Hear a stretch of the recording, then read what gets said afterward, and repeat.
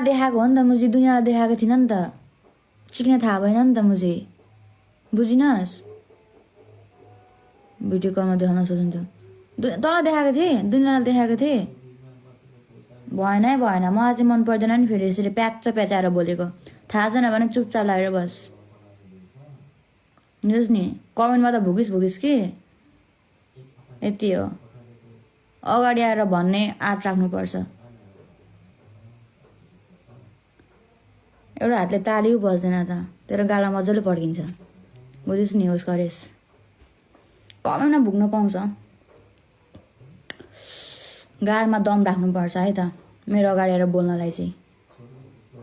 अब ठिक छ अब मेरो भिडियो त्यसरी बाहिर आयो अब यसलाई म हेप्छु हेपेर बोल्छु भनेर सोचेको होला पाउँदैन सक्यो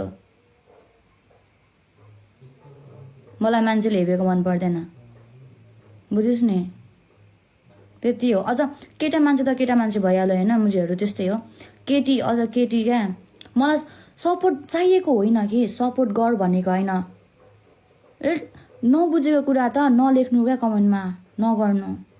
मन पर्दैन सक्यो